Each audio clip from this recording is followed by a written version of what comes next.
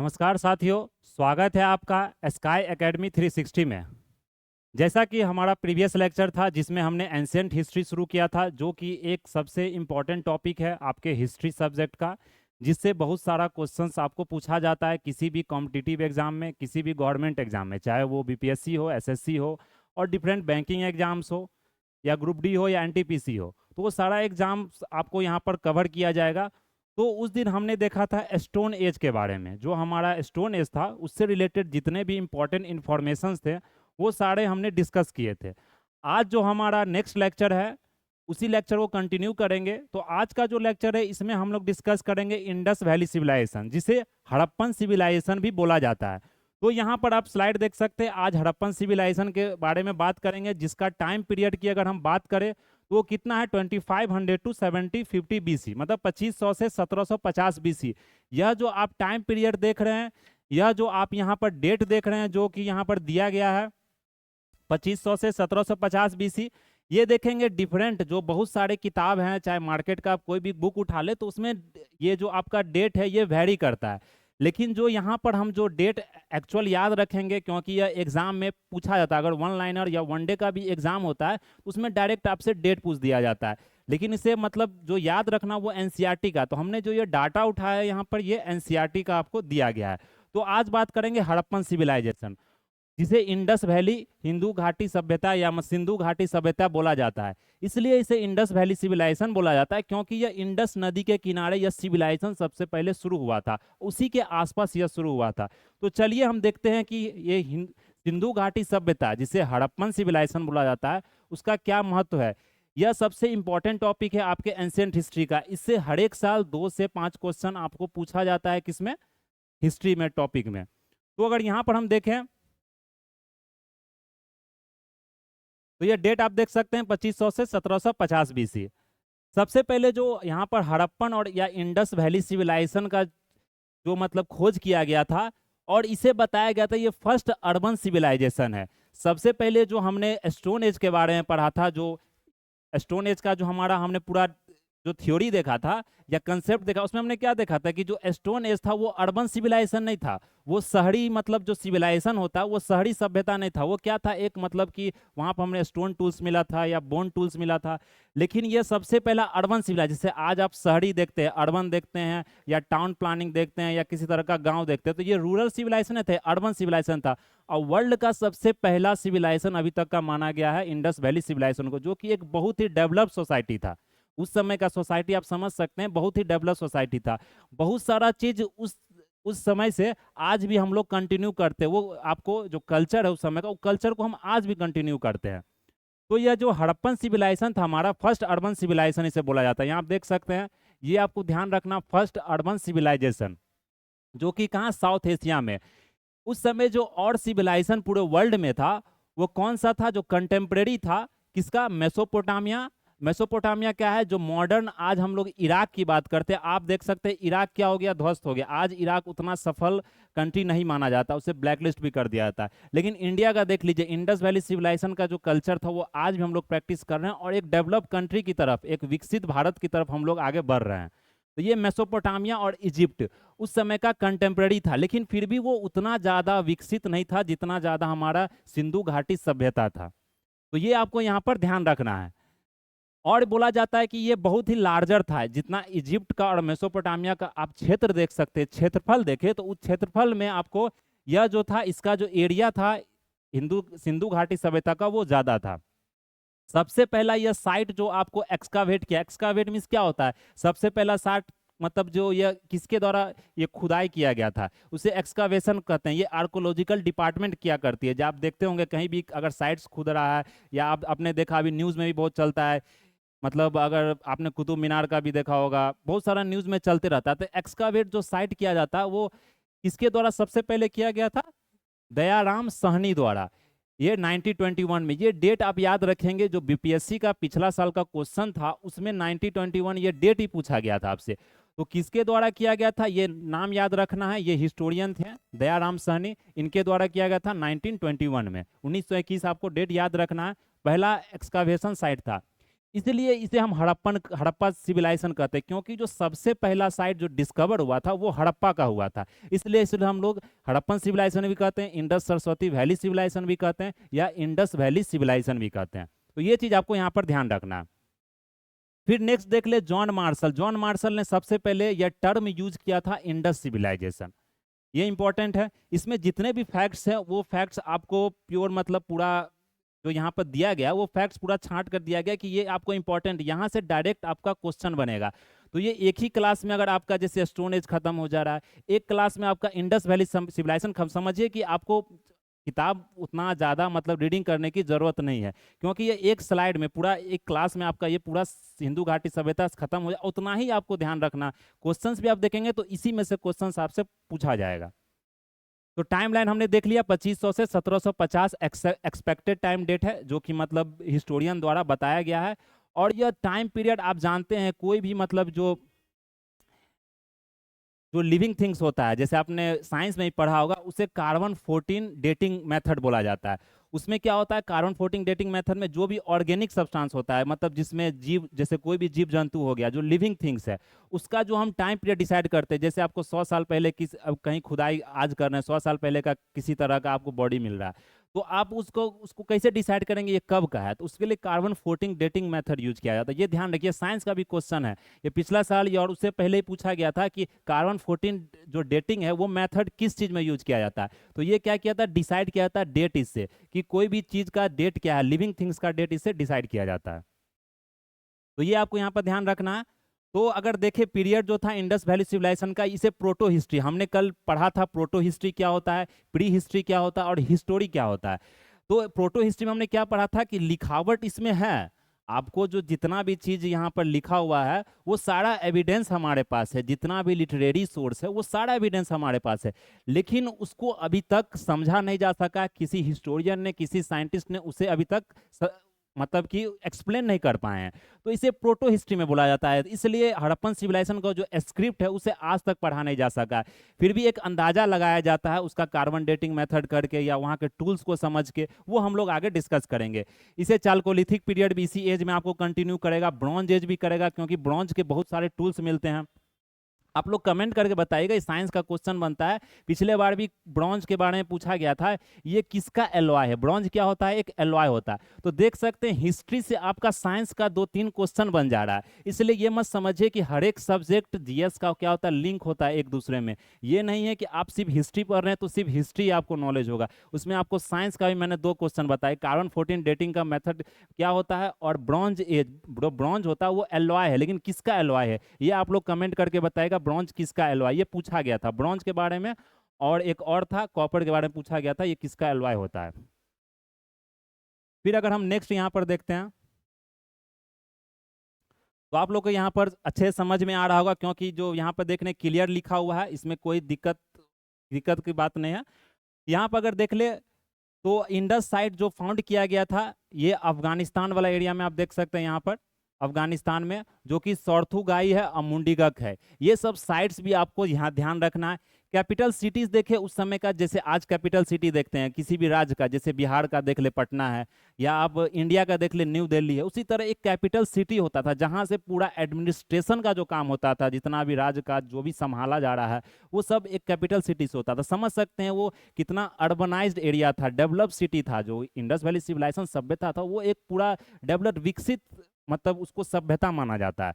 तो capital city क्या था, हड़प्पा था, और क्या था, मोहनजो दारो था। तो ये चीज आपको ध्यान रखना है। फिर पोर्ट सिटीज की बात करें, पोर्ट सिटीज में क्या होता है, बंदरगाह, समझ सकते हो उस समय बंदरगाह का भी व्यवस्था था, जहां से सामान हमारे दूसरे देश से हम लोग एक्सपोर्ट या इंपोर्ट करते, जैसे आज भी आप बंदरगाह देख सकते हैं। बंदरगाह वाला जो हमारा जो सिटी है, जैसे मुंबई हो गया, कोस्टल एरिया हो गया, चाहे आप जितना भी जो प्लेटू एरिया है, ये पेनिनसुलर प्लेटू एरिया, सब क्या है, कोस्टल सिटी है। उसी तरह लोथल हो गया, जो हम पढ़ेंगे कि लोथल किस शहर में है, किस स्टेट में, क्योंकि ये क्वेश्चंस पूछा गया है।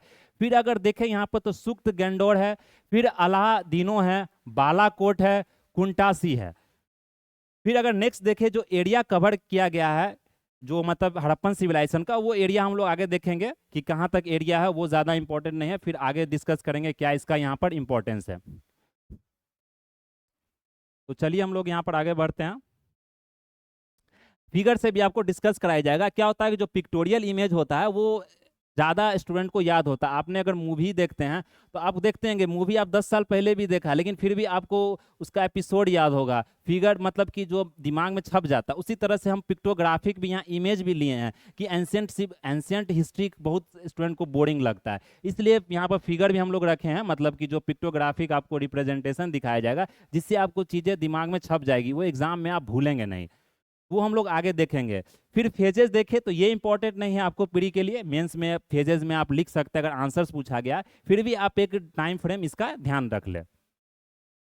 फिर अगर हम एडिशनल इंफॉर्मेशन की यहाँ बात करते हैं तो एडिशनल इंफॉर्मेशन आप देख लें यहाँ पर क्या है, जो इंपॉर्टेंट इंफॉर्मेशन है।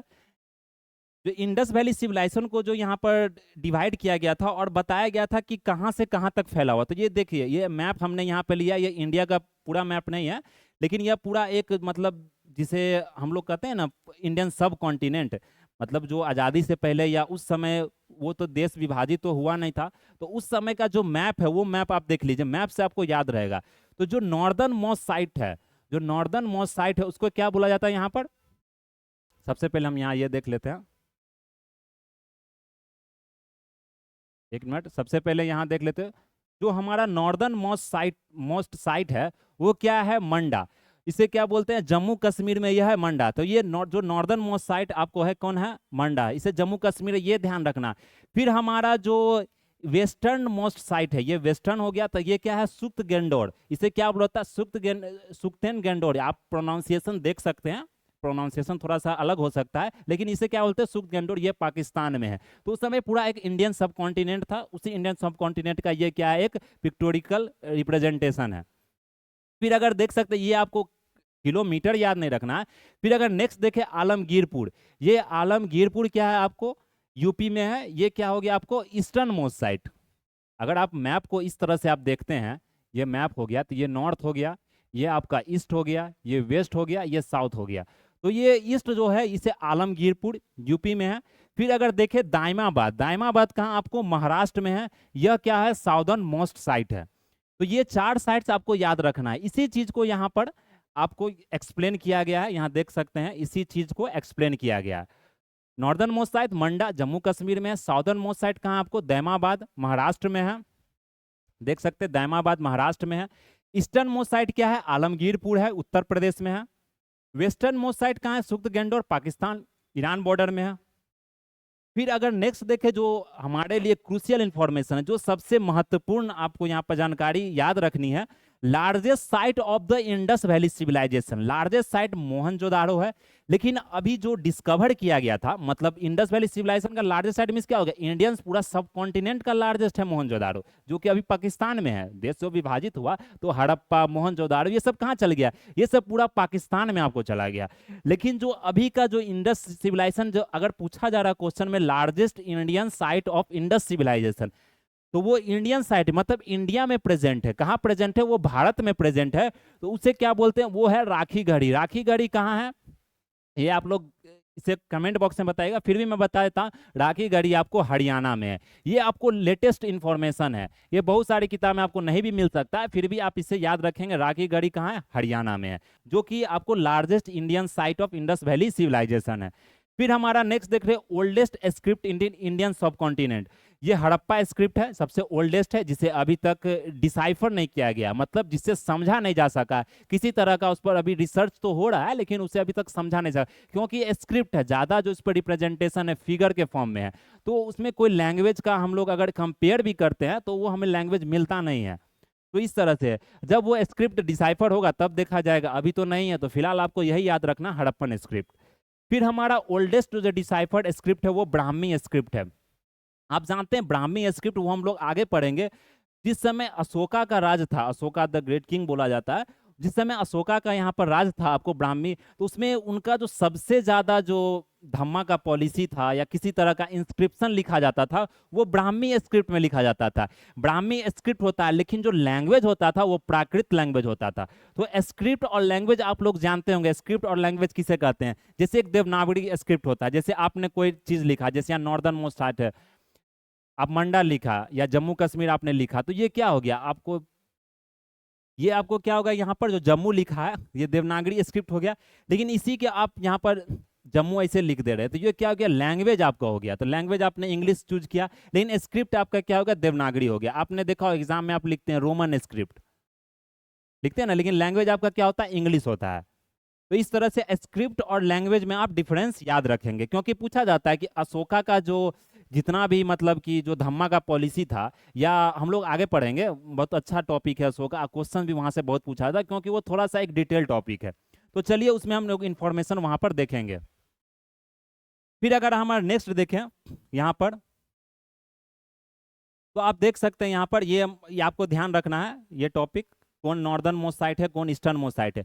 फिर हम लोग नेक्स्ट देखते हैं features of Indus valley civilisation. जो इंडस वैली सिविलाइजेशन का जो महत्वपूर्ण जानकारी है, क्या उसका मतलब कि यहाँ पर प्रॉपर्टी था, किस तरह का वहाँ लोग रहते थे, क्या उनका खान पीन था, क्या टाउन प्लानिंग था, किस तरह से ड्रेनेज सिस्टम था, जिसके लिए आज भी माना जाता है। आप जानते हैं जो चंडीगढ़ सिटी को डेवलप किया गया है वो इंडस वैली सिविलाइजेशन पर डेवलप किया गया। आप जाके वहाँ देखिए, चाहे भुवनेश्वर का सिटी देखिए, चंडीगढ़ का सिटी देखिए, एक स्मार्ट सिटी के तौर पर उसे डेवलप किया गया। स्मार्ट सिटी का भी जो पूरा कंसेप्ट है वो यहीं से, स्वच्छ भारत का जो कंसेप्ट है जो हमारे प्रधानमंत्री मोदी जी लेकर आए हैं, वो भी आपको इंडस वैली सिविलाइजेशन का ही मतलब समझ सकते हैं, एक रेप्लिका। इंडस वैली सिविलाइजेशन से भी एक इंस्पिरेशन लिए हैं कि किस तरह से यहाँ लोग मेंटेन करते थे, मतलब कि जो ड्रेनेज सिस्टम, आज जानते हैं कि चाहे आप बिहार में किसी जगह नाला का प्रॉब्लम सबसे बड़ी समस्या है, पानी का जो बहाव है उसका प्रॉब्लम सबसे बड़ी समस्या है। जो आप अर्बनाइज प्लानिंग देखते हैं वो क्या हो गया कि अनप्लान्ड के रूप में मतलब पूरा डेवलप हो गया। तो वो चीज़ आपको यहाँ से इंडस वैली सिविलाइजेशन से आप देख सकते हैं। तो यहाँ आज की गवर्नमेंट क्या कर रही है कि शहर को या किसी चीज को विकसित कर रही है, तो विरासत भी और विकास भी। आपने देखा होगा आज का जो मतलब थीम लाइन है, जो भी टॉपिक से थोड़ा सा हम भटक जाते हैं वो अलग चीज है, लेकिन आपको इन्फॉर्मेशन बता रहे हैं कि आपको वो करंट अफेयर्स या साइंस या किसी तरह का चीज में, और यहाँ पर क्या होगा कि आपको थोड़ा सा एक बोरिंग नहीं लगा, इसलिए हम बीच में कुछ कुछ चीज आपको बता दिए थे, वो टॉपिक से ही रिलेटेड है। तो आपने देखा विरासत भी और विकास भी, तो हम लोग विरासत को ही बचा रहे हैं और विकास भी। तो विरासत हमारा क्या है, ये इंडस वैली सिविलाइजेशन है, तो वहां से हम चीजों को सीख रहे हैं, आज इंप्लीमेंट कर रहे हैं। तो ये चीज आपको यहाँ पर ध्यान रखना है। तो चलिए आज हम तो नेक्स्ट देखते हैं यहाँ पर। तो हड़प्पन सिटीज को जो वेल प्लान्ड और वेल कंस्ट्रक्टेड बोला जाता है। ये आपको ग्रिड पैटर्न पर और रोड जो कट करता था each other at right angle, जो 90 डिग्री पर आपको क्या होता था वो पूरा कट होता था। जैसे आप यहाँ पर देख सकते हैं, जैसे ये है, तो इस तरह से रोड आपको नॉर्थ ईस्ट साइड में ये राइट एंगल पर रोड कट करता था। ये इसकी एक महत्वपूर्ण प्रॉपर्टी थी। फिर अगर यहाँ देखें टाउन्स को, जो शहर को दो पार्ट में डिवाइड किया गया था। एक टाउन को बोला जाता था सीटाडेल। क्या बोला जाता था, नाम आपको यहाँ पर जो नाम आपको दिक्कत हो रहा है पढ़ने में, जो नाम आपको नया लग रहा है उससे 3 बार 4 बार रिपीट करें, सीटाडेल सीटाडेल। तो इस तरह से क्या होगा कि आप 4 बार 5 बार रिवाइज करते हैं तो आपके दिमाग में बैठ जाता है।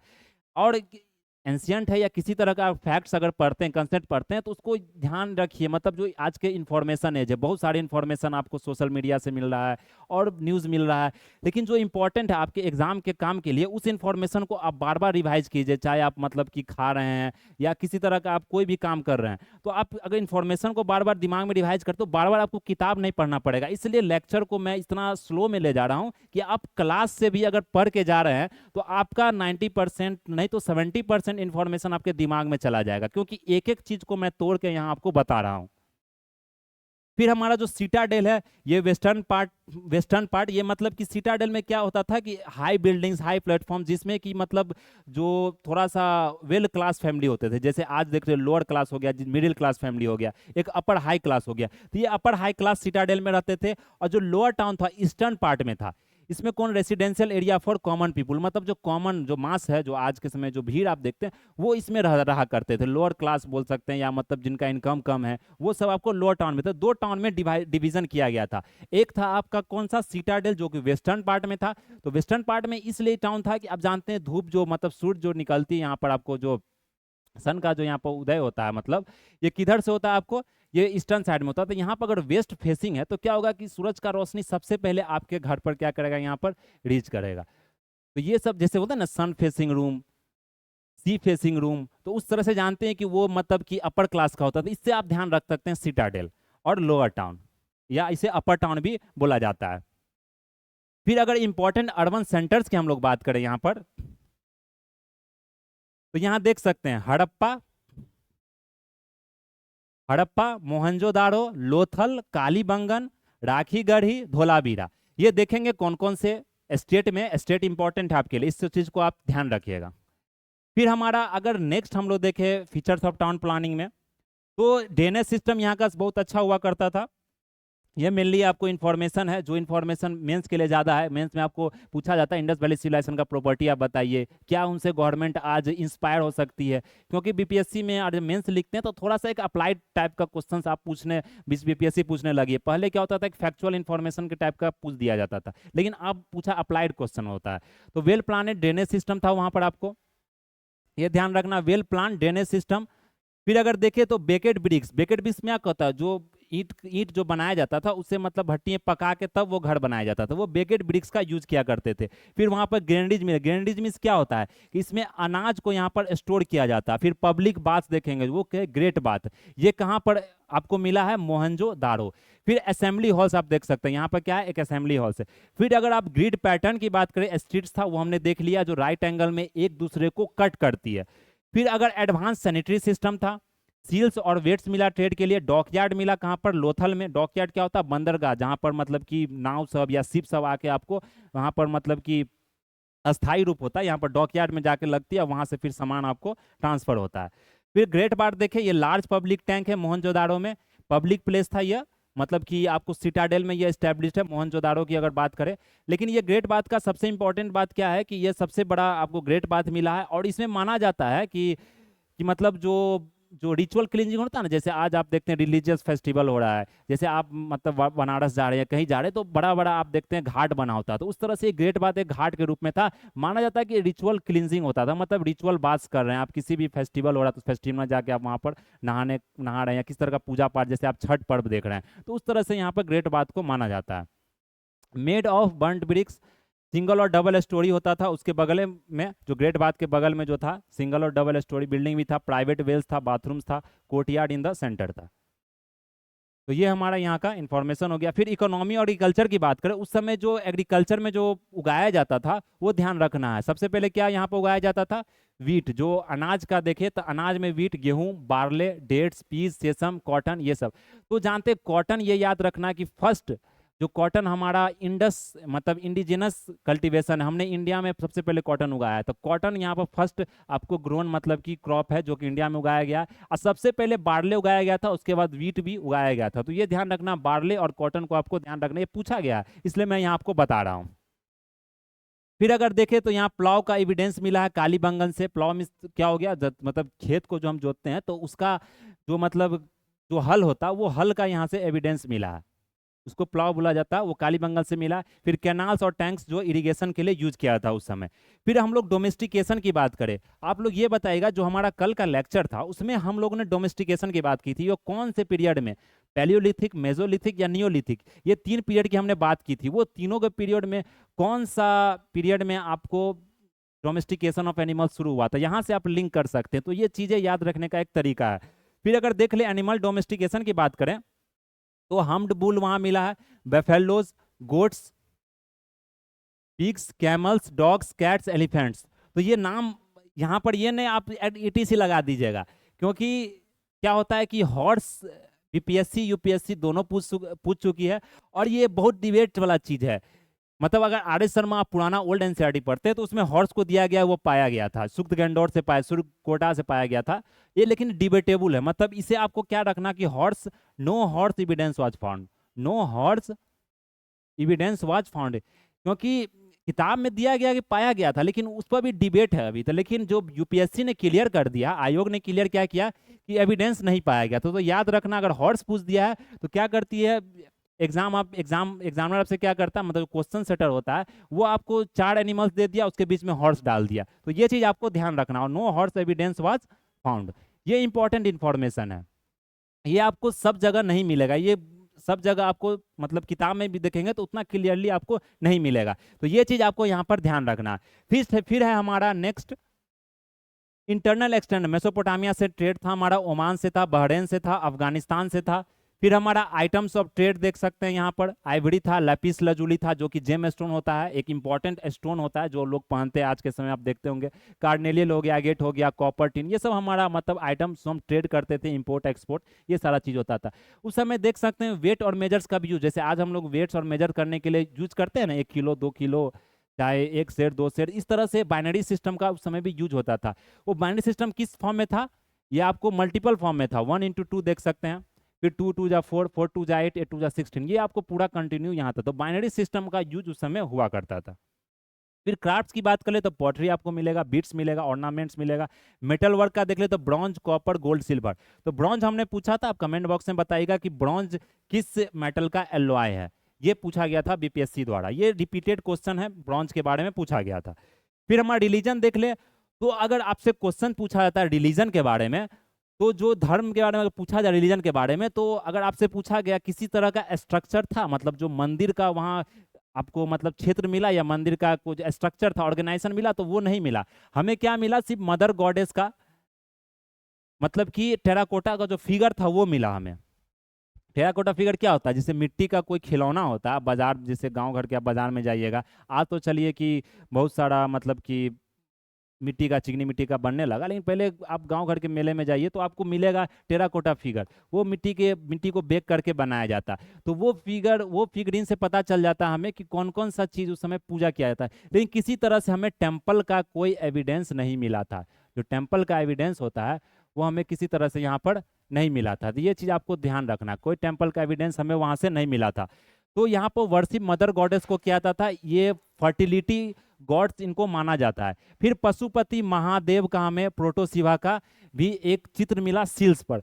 आप जानते हैं कि जो सबसे भगवान जो माने जाते हैं, मतलब शिवाजी जो माने जाते हैं, उनका समझिए कि इंडस वैली सिविलाइजेशन में भी आपको मतलब कि एविडेंस मिला। तो समझ सकते हैं कितने पुराने मतलब कि लोग का बिलीफ है, कितना पुराना फेथ है भगवान के प्रति। तो ये मतलब प्रोटो शिवा का उस समय आपको पशुपति महादेव सील मिला था, ये सबसे इंपॉर्टेंट सील है। यहाँ से क्वेश्चन पूछा जाता है कि जो सील था, जो मतलब महादेव का, जो शिवाजी का जो सील था, उस सील में उनके आसपास जो जानवर जो प्रेजेंट थे, जो क्योंकि जानते हैं महादेव है, शिव जी है, तो उनके आसपास जितने भी जानवर थे उनका नाम पूछ दिया जाता है, वो हम लोग आगे देखेंगे। तो यहाँ पर देखिए उस समय पीपल ट्री का मतलब कि जो पीपल ट्री आज भी हम लोग जाते हैं, पीपल ट्री को हम लोग शुभ मानते हैं, उसे मतलब वर्शिप करते हैं, पूजा करते हैं। तो वो पीपल ट्री का उस समय भी आपको वहां पर एविडेंस पाया गया था। एनिमल्स में देख ले तो बुल पाया गया था, नेचर का वर्शिप किया जाता था। किसी तरह का मंदिर उस समय आपको नहीं मिलेगा। ये पूछना, अगर क्वेश्चन पूछ दिया कि टेम्पल एविडेंस वाज फाउंड, तो ये नहीं बताना आपको, ये गलत सेंटेंस है। लेकिन आपको ये बताएगा कि रिलीजन था उस समय, हाँ रिलीजन था, लेकिन वो लोग नेचर को वर्शिप करते थे। जैसे आज हम लोग नेचर को वर्शिप करते हैं, उसी समय उस समय भी नेचर को वर्शिप होता था। पीपल ट्री का एविडेंस मिला था। यहाँ देख सकते हैं कोई टेम्पल का स्ट्रक्चर आपको नहीं मिला था। ये सबसे इंफॉर्मेशन आपका इंपॉर्टेंट हो जाता है। फिर अगर हम देख ले फायर अल्टर्स, फायर अल्टर्स क्या होता है, जिसमें हम लोग मतलब कि क्या जो पूजा पाठ करते हैं, तो उसके बाद जो फायर अल्टर्स होता है ना, जिसमें हम लोग किसी तरह का पूजा पाठ करने के बाद जो हवन करते हैं, तो वो फायर अल्टर्स का भी एविडेंस मिला था। तो समझ सकते हैं उस समय पूजा पाठ रिलीजन प्रैक्टिस आपको हुआ करती थी। तो ये कहाँ पर हुआ करता था, कालीबंगन में और लोथल में। ये कालीबंगन कहाँ है, ये राजस्थान में है, और ये लोथल कहाँ है, ये गुजरात में। वो आगे हम लोग देखेंगे एक टेबल के फॉर्म में, वहां से आप लोग को पता चल जाएगा। फिर हमारा अगर नेक्स्ट देखें तो जो बरियल प्रैक्टिस होता था, बरियल प्रैक्टिस क्या होता है, जैसे कोई भी व्यक्ति मृत हो जाते हैं, मतलब उनका जो बॉडी को दफनाया जाता है, जैसे कब्रिस्तान हो गया है, किसी तरह का शमशान घाट हो गया, तो ये बरियल प्रैक्टिस का भी एविडेंस उस समय हुआ करता है। ये कहाँ ग्रेप्स मिला आपको, अर्न बरियल्स के रूप में मिला, वुडन कॉफिन्स के मिला, मतलब किसी को पॉट में बरियल्स कर मतलब कि दफनाया जाता था। तो ये बहुत तरह का बरियल्स मिला। इससे यह भी बिलीफ होता है कहीं पर जो बरियल्स के साथ हमें मतलब कुछ जो मतलब जैसे आज ही देखते हैं कुछ चढ़ावे का सामान हो गया, कुछ खाना पीना हम लोग वहां रख देते हैं, तो इससे क्या होता था अदर वर्ल्ड में, मतलब दूसरे मतलब वर्ल्ड में या दूसरे आप बोल सकते हैं कि दुनिया में बिलीव था कि वहां पर लोग जाएंगे। मतलब आदमी जब मतलब कि एक समय पूरा हो जाता तो वो जब मर जाता तो उसके बाद जो दूसरे दुनिया में जाता है तो वहां भी वो मतलब एक नया जिंदगी वहां पर शुरू कर सकता है। ये बिलीफ उसी समय से था, वो आज ही बिलीफ कंटिन्यू हो रहा है। तो ये क्या हो रहा है कि एक कल्चर का कंटिन्यूएशन है। फिर स्क्रिप्ट देख ले तो ये क्या था, पिक्टोग्राफिक स्क्रिप्ट था जो कि राइट टू लेफ्ट लिखा गया था। इस पिक्टोग्राफिक स्क्रिप्ट को क्या कहते हैं, ये नाम आपको लिए इंपॉर्टेंट है, बोस्ट्रोफेडॉन। ये क्या है, बोस्ट्रोफेडॉन। इसे ये क्या होता है, राइट टू लेफ्ट लिखा जाता है। जैसे कि आपने राइट आपका ये एंड हो गया तो आपने क्या लिखा, यहाँ से शुरू किया, यहाँ लिखा, फिर आपने इधर से शुरू किया, इधर लिखा, ऐसे करके लिखा जाता है। मतलब यहाँ से आपने शुरू किया, फिर आपने इधर से शुरू किया, फिर आपने इधर से शुरू किया, इस तरह का, मतलब इसे बोस्ट्रोफेडोन बोला जाता है। ये चीज ध्यान रखना, ये टर्म आपसे पूछा जाता है, बोस्ट्रोफेडोन। अभी तक इसे डिसाइफर नहीं किया, वो हमने देख लिया, सील्स, पॉटरी, कॉपर टैबलेट्स, ये जितना ही मिला है वहां से वो हमने डिस्कस कर लिया। तो ये हमारा था, सील्स था वो कॉपर, टेराकोटा, यूनिकॉर्न, हम्बल, ये ट्रेड के लिए यूज किया जाता था। फिर अगर हम देख ले आर्ट और स्कल्पचर के बारे में, ये इंपॉर्टेंट आपके लिए टॉपिक है, आर्ट एंड स्कल्पचर। तो ये ब्रॉन्ज डांसिंग गर्ल, ये सबसे इंपॉर्टेंट है। ब्रॉन्ज डांसिंग गर्ल ये कहाँ से मिला? मोहनजोदारो से मिला। कहाँ से मिला? मोहनजोदारो से। ये मेटल आर्ट था, ब्रॉन्ज डांसिंग गर्ल मोहनजोदारो से मिला। फिर बियर्डेड मैन, जो प्रीस्ट जिसे बताया जाता है, किंग स्टोन स्कल्पचर, ये भी कहाँ से मिला? मोहनजोदारो से मिला। फिर टेराकोटा का जो फिगरिन्स है, जिसे animals, mother goddess, toys, pottery देख सकते हैं, तो उस समय कौन सा घड़ा यूज किया जाता था, किस कलर का? Red ware with black design. तो ये इस तरह का घड़ा आपको यहाँ पर यूज किया जाता था, ये आप देख सकते हैं। फिर डिक्लाइन कैसे हुआ, वो हमारे लिए यहाँ पर इंपॉर्टेंट नहीं है। डिक्लाइन हुआ, बहुत सारे हिस्टोरियन अलग बात बोलते हैं, कुछ बोलते हैं कि बाढ़ आ गया होगा, सूखा पड़ गया होगा, या बोलते हैं किसी बाहरी आक्रमण हो गया होगा, उसके कारण क्या हो गया होगा, मतलब डिस्प्यूट हो गया होगा। लेकिन ये थ्योरी आपको डिस्प्यूटेड है, किसी ने बोला कि भूकंप आ गया होगा, मतलब कुछ पूरी तरीके से जो जंगल है पूरा तरह से उजड़ गया होगा। लेकिन ये सब एक डिस्प्यूटेड टॉपिक है। इस तरह से अगर आप अगर शहर में ही मतलब कि फ्लड आ जाता, बाढ़ आ जाता, ऐसा थोड़ी कि मतलब शहर ही खत्म हो जाता, वो फिर 2 महीना 4 महीना के बाद सही हो जाता, फिर वो सेटअप हो जाता। तो इस तरह से थ्योरी को हम लोग यहाँ पर नहीं मानते हैं, डिस्प्यूटेड थ्योरी। ये आपके मेंस के लिए इंपॉर्टेंट है।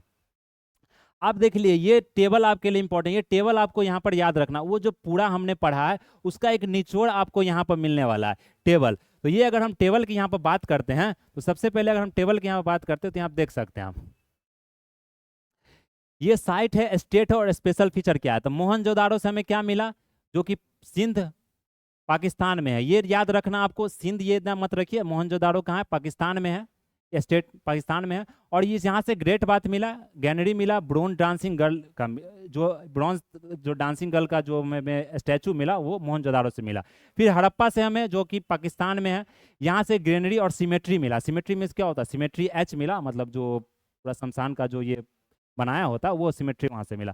फिर लोथल कहाँ है? गुजरात में है। स्टेट आपको ध्यान रखना, ये क्वेश्चन पूछा गया, हम लोग जब पीवाईक्यू डिस्कस करेंगे तो आपको पता चल जाएगा कितना इंपॉर्टेंट टेबल। इस टेबल से आप कम से कम 4 क्वेश्चन सॉल्व कर सकते हैं। तो Lothal Gujarat, dockyard, fire altars वहां से हमें मिला। लोथल कहाँ है? गुजरात में है।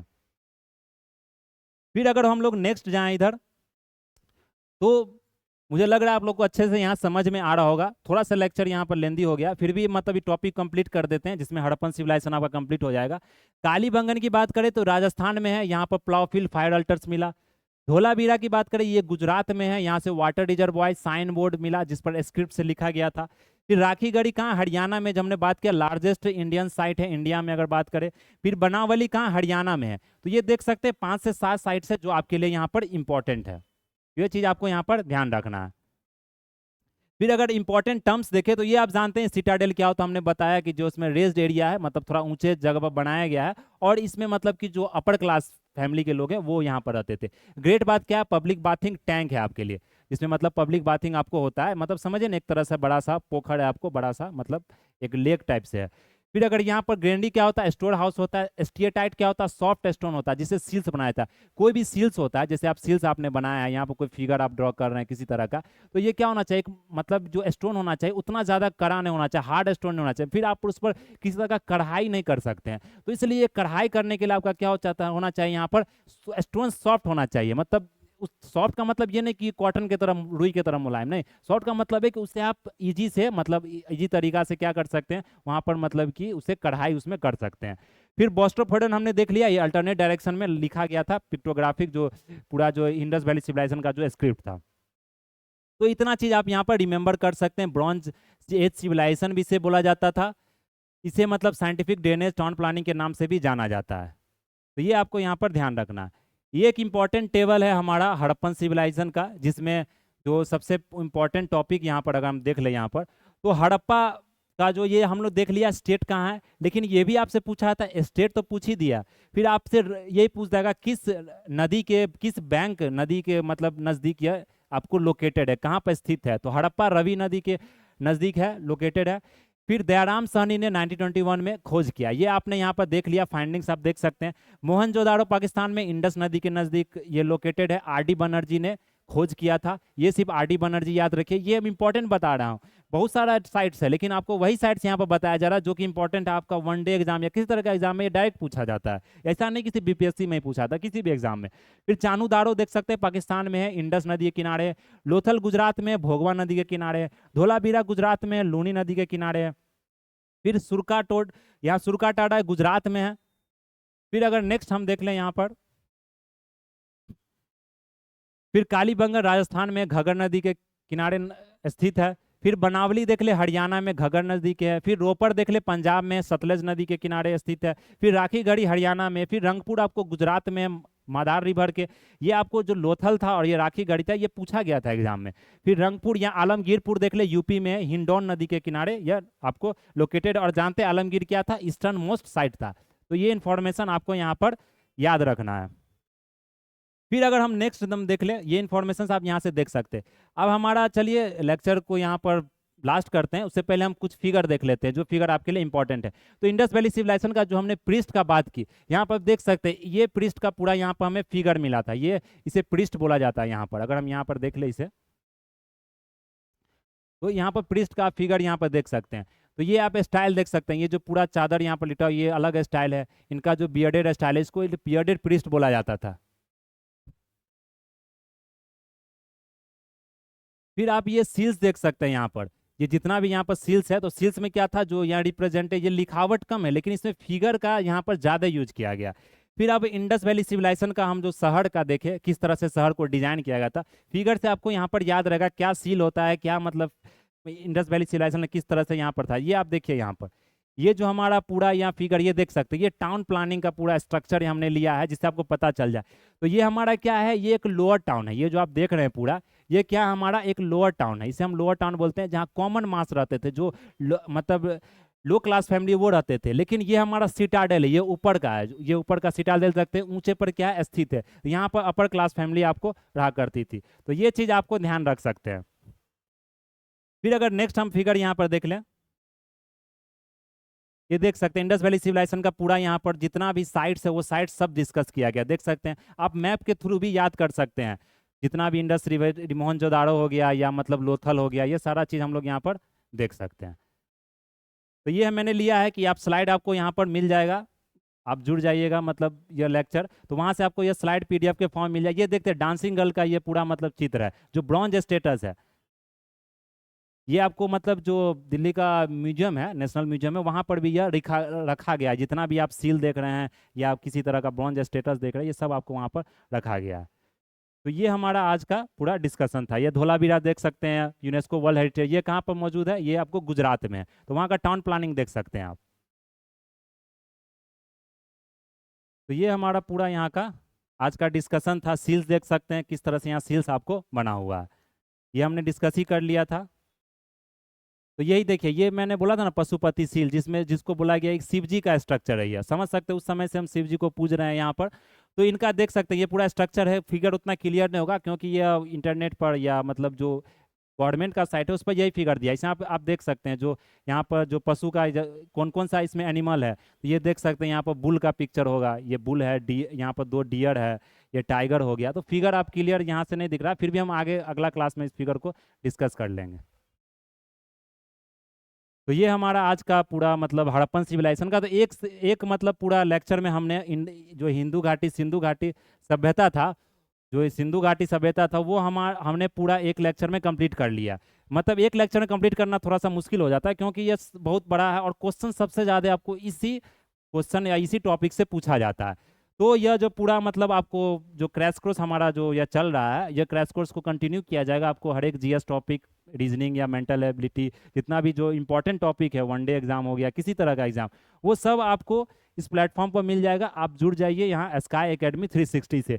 यहाँ देख सकते हैं ऑफलाइन बैच भी आपको मिल जाएगा, जो कि हमारे मतलब जो रमना रोड के पास यह बिकना पहाड़ी के पास आपको लोकेटेड है, वहाँ आके आप इस नंबर पर कॉल भी कर सकते हैं, आप जानकारी ले सकते हैं। आपको बैच दोनों माध्यम में मिल जाएगा, चाहे वो हिंदी माध्यम हो चाहे वो इंग्लिश माध्यम, मतलब इंग्लिश मीडियम किसी में मिल जाएगा आपको। और देख सकते हैं सारा जो कॉम्पिटिटिव एग्जाम्स है, गवर्नमेंट एग्जाम्स है, वो सारी जानकारी आपको यहाँ मिल जाए। तो ज़्यादा आप मतलब इससे जुड़े, इस लेक्चर को देखें, सब्सक्राइब करें और इस चैनल को आप शेयर कर सकते हैं अपने दोस्तों के साथ।